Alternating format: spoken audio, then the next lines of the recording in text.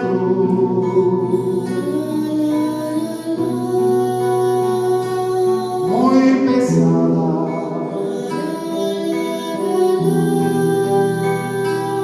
en su espalda lastimada.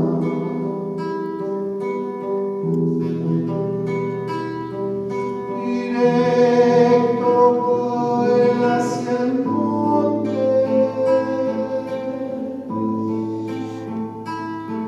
que le llaman la calavera,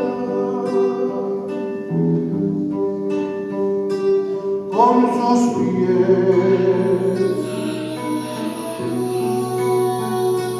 polvorientos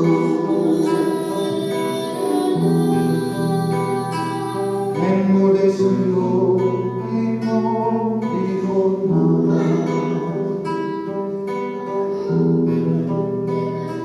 Con un beso lo entregaron, comentado Iscariote, y con palos lo golpearon, de una enferma le salvó.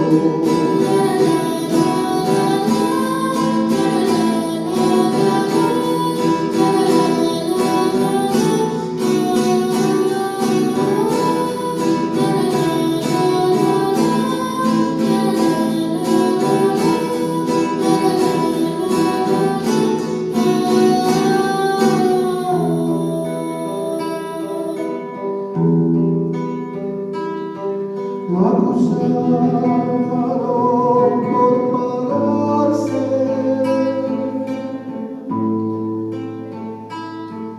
en el templo a predicar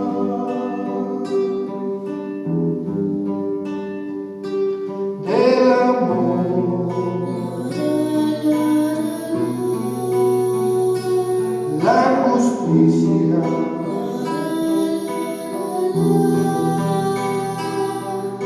la paz, la hermandad.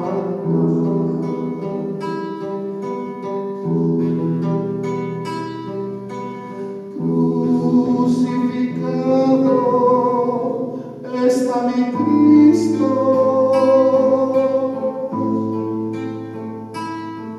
martillaronle los clavos, en sus pies,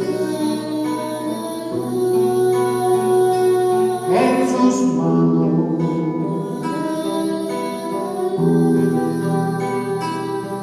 su costado está sangrando.